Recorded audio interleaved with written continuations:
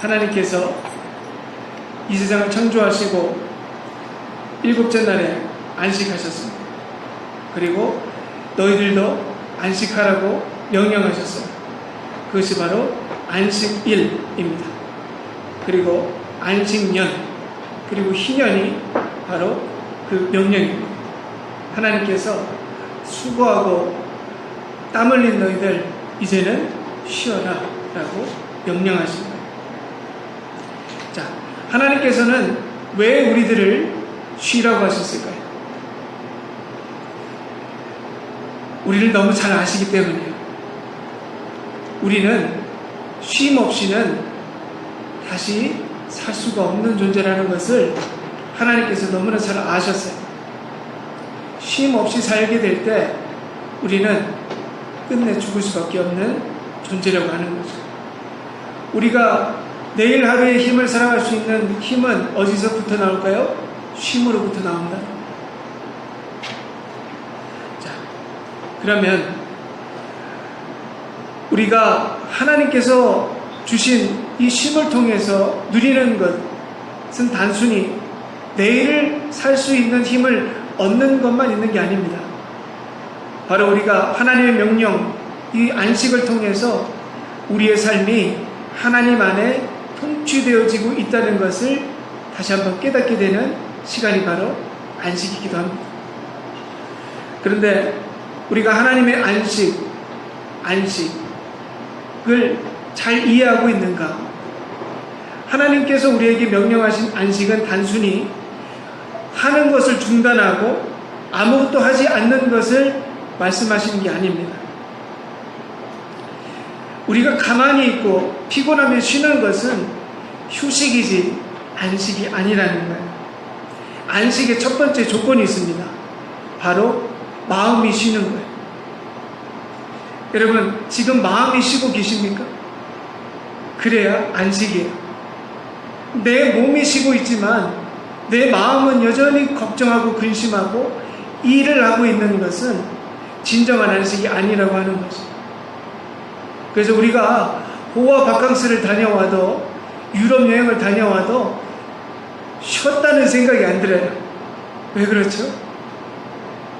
그 여행을 통해서 마음이 쉬는 게 아니에요. 그냥 몸만 왔다 갔다 하지, 사진만 남지 우리의 마음이 쉬었다는 경험을 하지 못하기 때문입니다. 안식이 우리에게 참 중요해요. 안식이 있어야 우리가 내일 하루를 살 수 있는 건데, 자, 우리가 마음이 평안한 이 진정한 안식, 마음이 기쁘고 감사함이 다시 한번 회복되어지는 이 안식은 언제 이루어질 수 있을까요? 바로 하나님 안에서 이루어질 수 있는 줄로 믿습니다.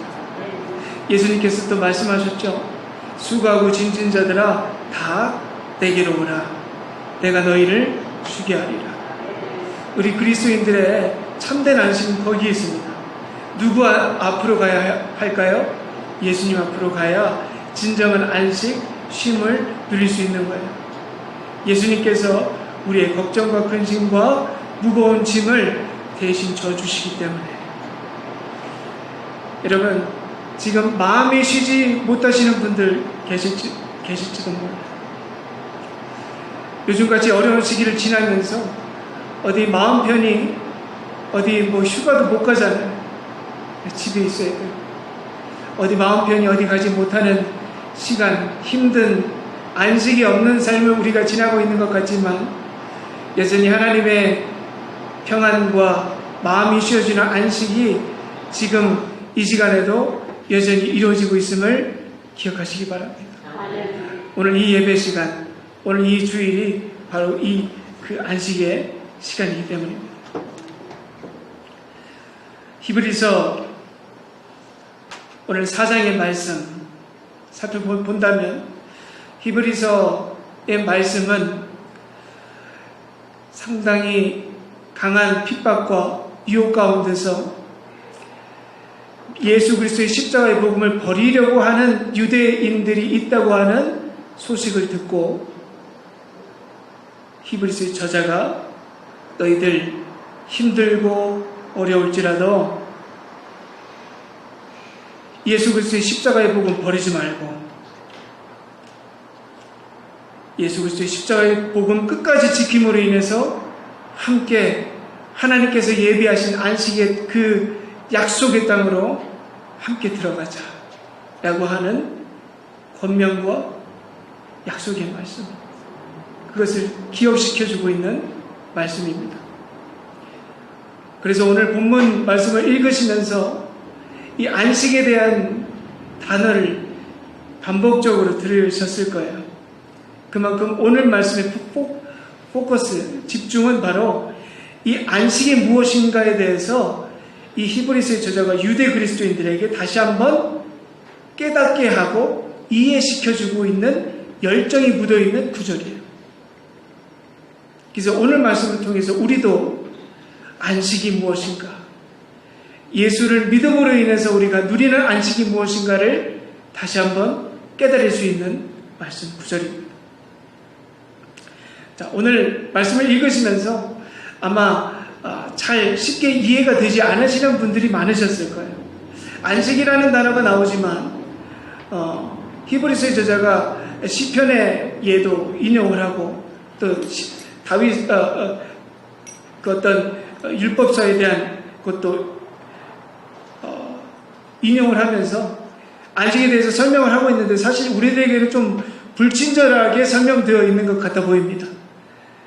갑자기 안식인데 이 안식이 갑자기 또 다른 이야기를 하는 것 같고, 우리들에게는 불친절할 수 있겠지만 유대 그리스도인들에게는 이 정도만 설명하면 안식이 무엇인지 알아요. 이제 우리가 그것에 대해서 이제 잠시 간단하게 살펴볼 건데, 유대인들에게 안식은 두 가지로 설명이 됩니다. 첫 번째는 하나님께서 이 세상을 창조하시고 제7일 날 쉬셨죠. 참 아름답다 하시고 쉬셨다 하는 그 안식이에요. 그리고 두 번째 안식은 이제 이스라엘 백성들이 애굽을 탈출해서 광야의 시간을 지나고 어디로 들어갑니까? 약속의 땅, 가나안 땅으로 들어가죠. 그것을 바로 안식이라고 말을 해요. 자, 딱 이 두 가지만 이해하시면 됩니다. 시간적인 안식, 일곱째 날 쉬셨던 안식, 두 번째 가나안 땅으로 들어가는 장소의 안식이라는 거죠. 그런데 우리가 좀 더 살펴봐야 할 히브리서의 저자가 좀 더 설명하고 있는 부분은 어떤 안식인가? 바로 가나안 땅으로 들어가는 안식입니다.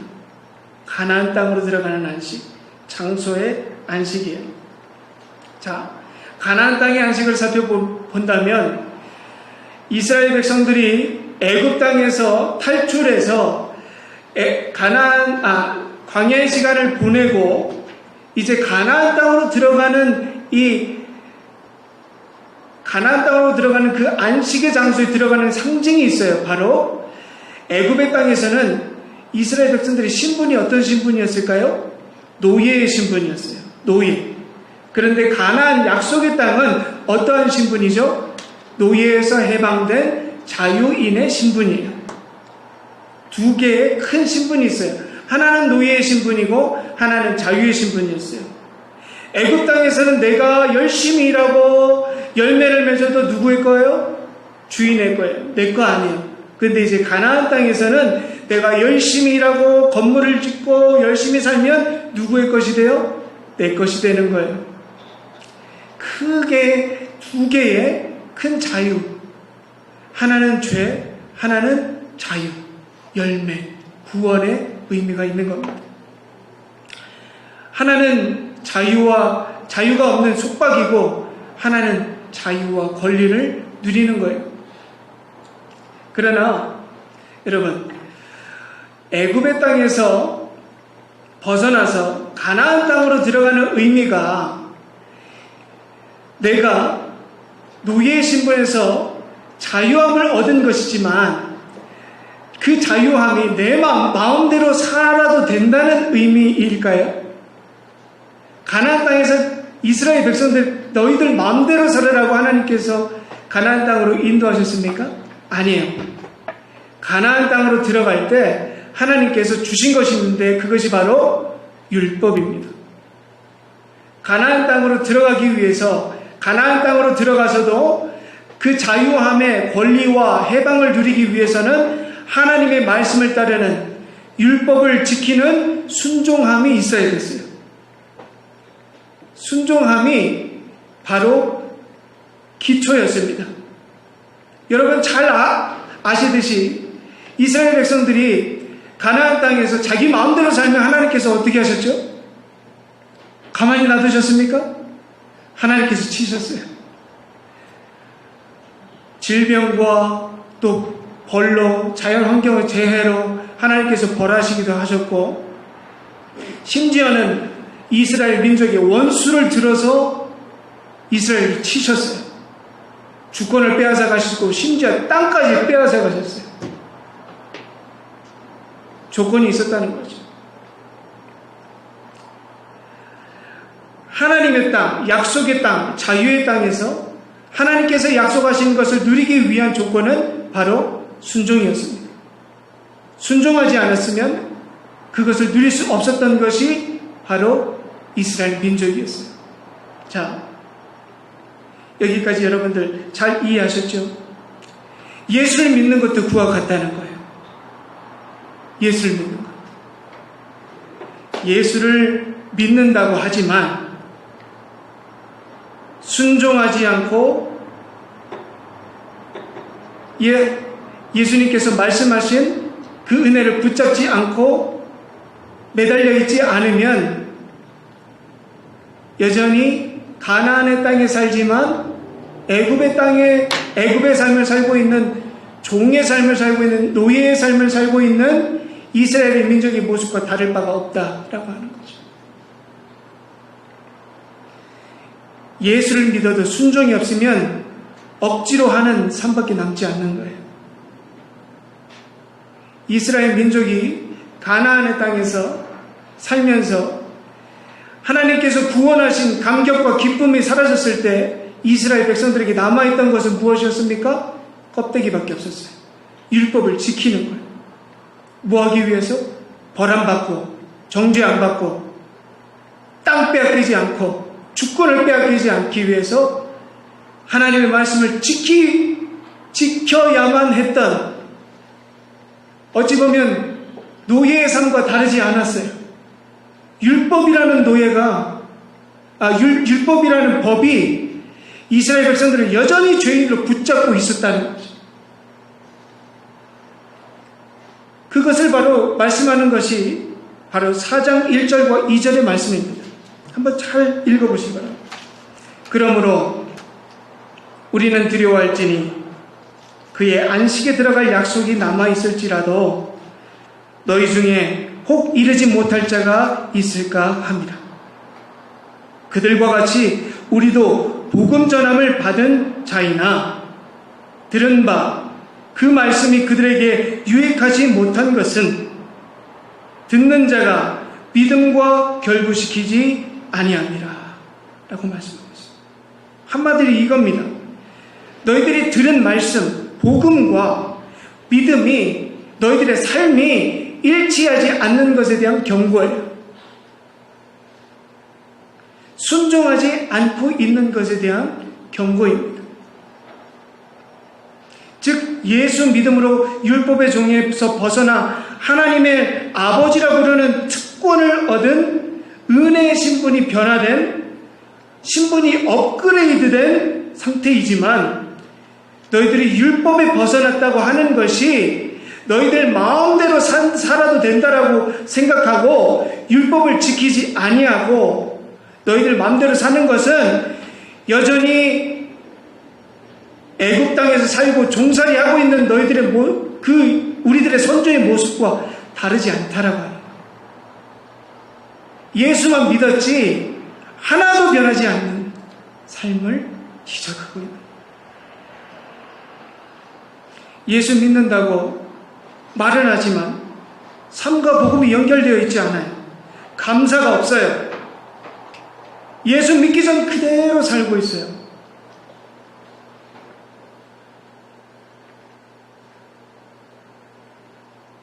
나 해방됐다고 예수 믿었다고 하지만 여전히 율법에 매여 있는 삶과 다르지 않다.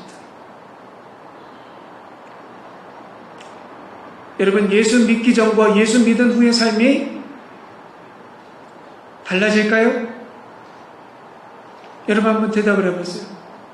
예수 믿기 전과 예수 믿은 후의 삶이 달라집니까? 달라지지 않습니까? 달라지죠.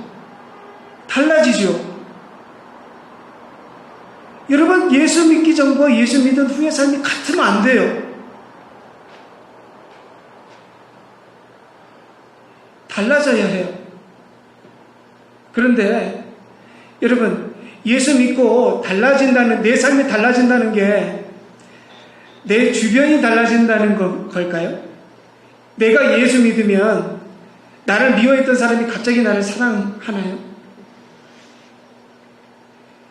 내가 예수를 믿으면 내 뱅크 어카운트에 갑자기 몇십만 불이 생기나요? 여러분, 예수 믿는다고 한다는 것이 무엇이 달라진다는 거죠? 내 주변 환경이 달라지는 게 아니에요. 누가 달라지는 거예요? 내가 달라지는 거예요. 내가 달라지는 거예요.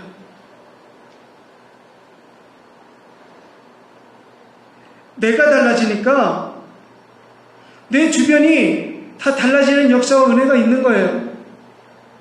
내가 이제 죽을 수밖에 없었던 자였는데 이제는 내가 살았고, 내가 이제 죽는 사람이 아니라 저 영원한 천국이 나에게 허락되어졌고, 그 기쁨으로 내가 살고 그 감사함과 은혜를 통해서 내가 이웃 보는 눈, 내 원수를 봐도 이제는 사랑스러워지고 사랑할 수 있는 힘이 생기고, 나에게 아무런 것이 있지 않아도 나에게 이미 주어진 것처럼 풍성한 삶을 누릴 수 있게 된다. 이것이 예수 믿고 달라지는 거죠.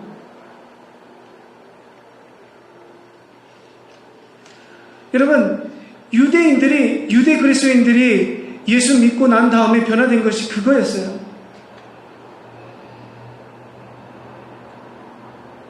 자기가 변화된 거예요.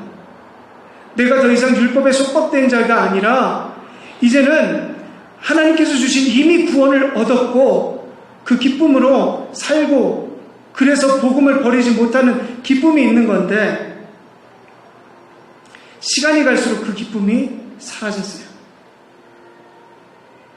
여러분, 십자가의 복음을 듣고도 지금 감동되지 않으신 분들이 계실지도 몰라요. 여러분, 그게 얼마나 위험하고 그것이 얼마나 우리의 믿음 상태를 보여주는지 여러분들 점검하실 수 있어야 돼요. 위험을 깨달으셔야 돼요. 그런데 우리 깨닫지 않아요.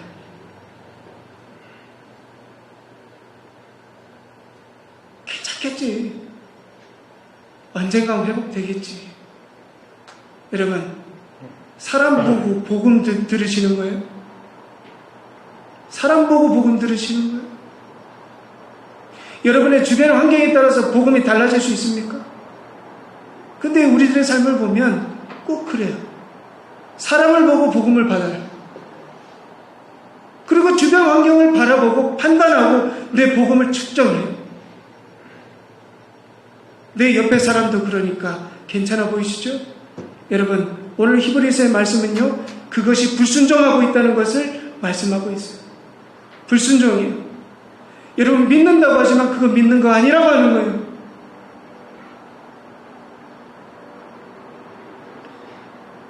유대 그리스도인들이 그 은혜를 입고 예배드리는 것이 달라졌어요. 이전에는 구원을 이루기 위해서 제사 드리고 율법을 지켰어요. 그런데 이제는 예수 믿고 나니까 그 은혜와 구원의 기쁨으로 인해서 이미 얻은 기쁨과 감사함으로 율법을 지켰어요. 예배를 드렸어요. 헌금을 해도 제사를 드려도 이미 충만해진 기쁨이 있었어요. 무엇을 이루려는 기쁨 때문이 아니었어요. 이미 감사함으로 하나님께 제사 드리고 예배 드리고 제사를 헌금을 드렸어요. 지금 우리들의 모습을 한번 살펴보죠. 우리도 점검할 수 있어요. 여러분, 지금 이 자리에서 우리가 함께 예배 드립니다. 온라인으로도 함께 예배 드리실 거예요. 근데 여러분, 왜 예배 드리시나요? 왜 이 자리에 오셨나요? 무엇을 얻기 위해서, 무엇을 지키기 위해서 이 자리에 오시고 예배 드리시나요? 여러분, 만약에 무엇을 얻기 위해서, 이루기 위해서, 지키기 위해서 이 자리에 오셨다면 여러분, 성경에도 나와 있지 않는 자기만의 율법에 빠져서 예배드리는 예배가 아니라 굳이 될 수도 있어요.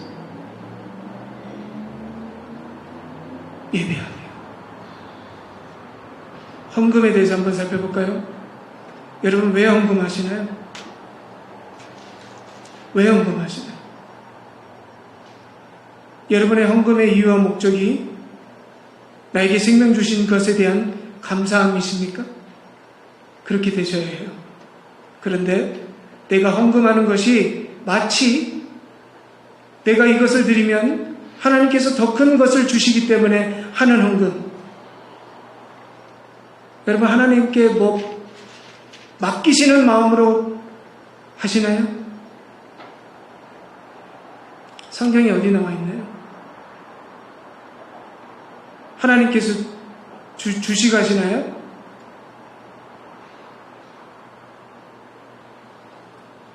하나를 드리면 100배로 갚아주신다고는 말씀하시지만 정말 그것 때문에 하나님께 드리시는 거라면 여러분, 정말 수억 만불을 하나님께 드리셨어도 죄송합니다. 그거 헛들이신 거예요. 헌금도 왜 우리가 드리죠? 감사와 기쁨이 바탕이 되어야 돼요. 그게 헌금이에요. 뭘 부족한 게 있어서 하나님께 더 얻으시려고 그래요.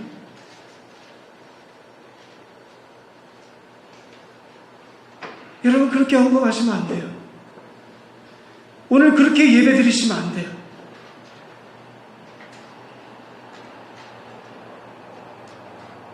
왜 우리의 믿음 가운데, 왜 예배 가운데 그런 모습이 있을까요?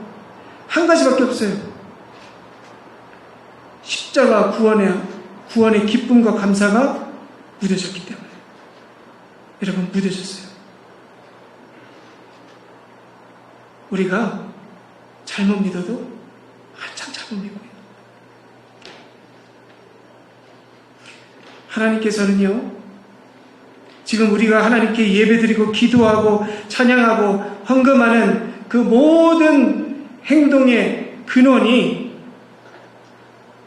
십자가 구원의 기쁨과 감사가 되시기를 원하십니다.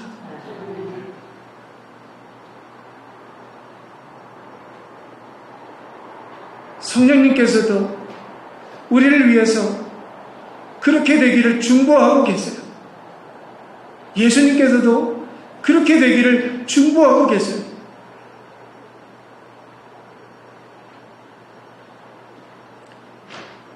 여러분, 우리가 그것을 언제 깨달을 수 있을까요? 언제 우리가 다시 십자가의 구원과 은혜를 회복할 수 있을까요?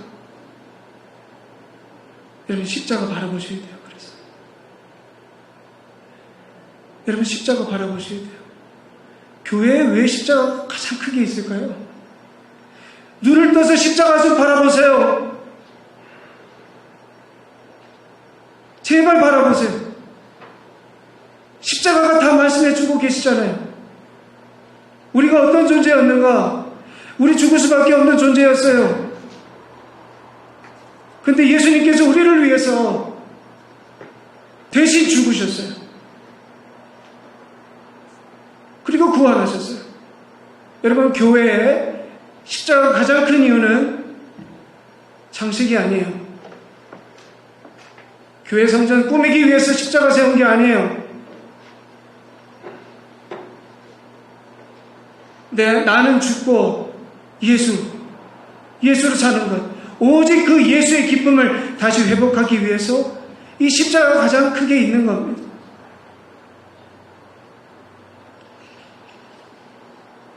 사단이 우리를 너무나 쉽게 유혹하고 말도 안 되는 이단에 빠지게 하는데, 이단의 논리에 빠지게 합니다. 시간이 갈수록 우리가 그것에 빠져들고 있어요. 구원의 기쁨과 감사를 빼앗아요. 그리고 어떻게 하느냐? 행위만 남게 만듭니다. 행위만 남게 만들어요. 그래서 오직 믿음으로 구원을 얻는다. 이 너무나 중요한 믿음의 원리를 어떻게 이해하느냐? 일단 믿으면 이제 어떻게 살아도 괜찮다라고 생각합니다. 그게 구원파 이단의 논리입니다. 나 예수 믿잖아. 나 천국 가는 티켓 받았잖아. 삶은 하나도 변하지 않았어요. 그대로. 여러분, 이단이 따로 있는 게 아닙니다. 그리고 이 잘못된 이단이 또 다른 잘못된 이단의 논리를 펴게 되는데, 그것이 뭐냐? 예수 믿으면 뭐 하냐는 거예요. 삶이 구원받아야지. 삶이 구원받은 사람 같아야지. 그래서 행위와 율법을 강조해요. 이 정도는 해야지. 이 정도는 살아야지. 이것은 지켜야지. 여러분, 이것도 신천지 이단의 논리예요. 해야 된다는 거예요. 이뤄야지 구원받는다는 거예요. 우리는 이 논리로 얼마나 주변 내 형제 자매들을 정죄하는가? 얼마나 정죄합니까? 정죄하기 바빠요. 이거 잘못했고 저거 잘못했고 자기가 잘못한 건 몰라.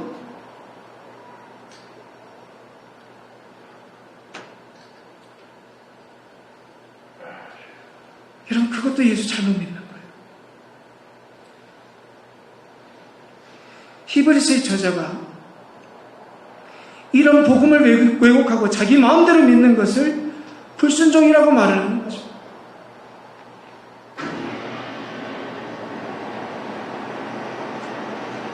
진정한 예수를 믿으면서 안식에 있지 못하는, 안식을 누리지도 못하는 그런 믿음, 마음이 딱딱해져서, 하나님 앞에서도 마음이 딱딱해져서 안식의 은혜를 누리지도 못하고 이러지도 못하는 자.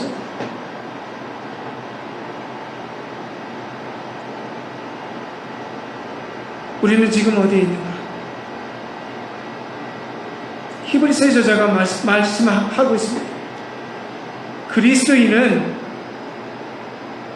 지금 어느 곳에 있는 존재인가? 어느 단계에 있는 존재인가? 그것이 바로 9절에서 11절의 말씀 내용입니다.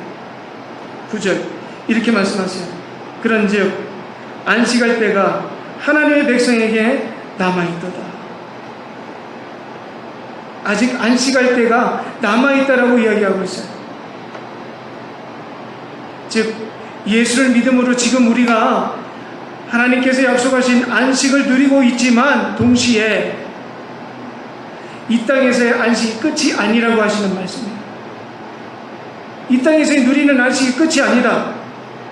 그리고 우리가 누려야 할 궁극적인 안식, 나아가야 할 궁극적인 안식의 장소가 있다고 말씀하시는 거예요. 그것이 바로 10절과 11절의 말씀입니다. 이미 그의 안식에 들어간 자는 하나님이 자기 일을 쉬신 것 같이 그도 자기 일을 쉬느니라. 그러므로 우리가 저 안식에 들어가기를 힘쓸지니 이는 누구든지 저 순종하지 아니하는 본에 빠지지 않게 하려 함이라. 아멘. 이거예요. 우리가 저 안식에 힘써 들어가기를 힘쓰자. 저 안식에 들어가기를 힘쓰자. 지금 우리가 이 땅을 살아가고 있지만 지금 우리가 걸어가야 할 방향이 있는데 그것이 어디일까요? 바로 하나님의 나라, 천국이라는 거예요. 천국.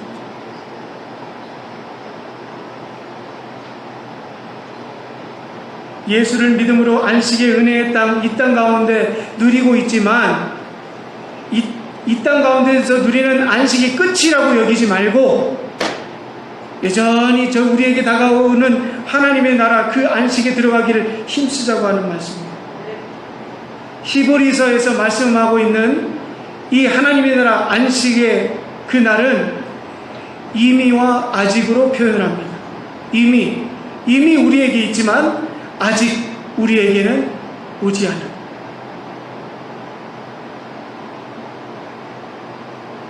앞으로 우리가 맞이해야 될 하나님 나라가 분명히 있다. 우리가 힘써서 그 하나님의 나라에 들어가기를 힘써야 한다.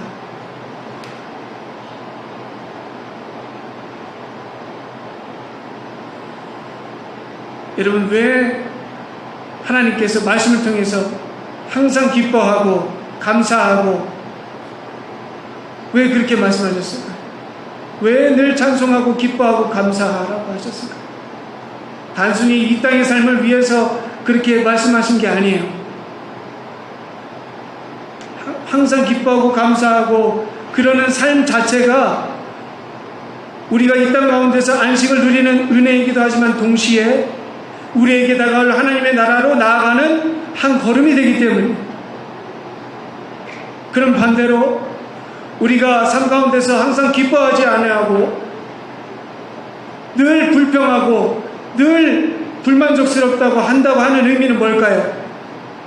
그 순간마다 하나님의 나라와 우리가 멀어진다는 거예요.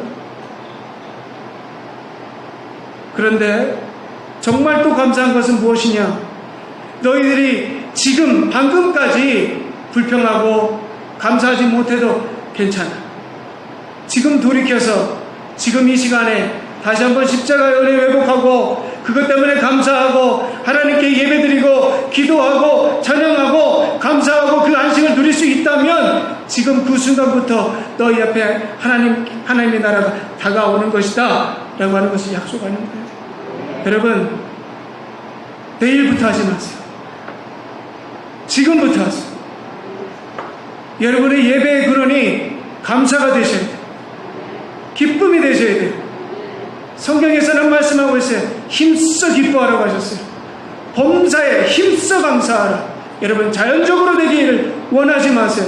환경으로부터 그것을 얻으려고 하지 마세요. 여러분, 힘써 하시는 거예요. 힘써 기뻐하는 거예요. 힘써 감사하는 겁니다. 그렇게 될 때 한 걸음 그 순간 하나님의 나라가 우리 앞으로 다가온다고 하는 거죠.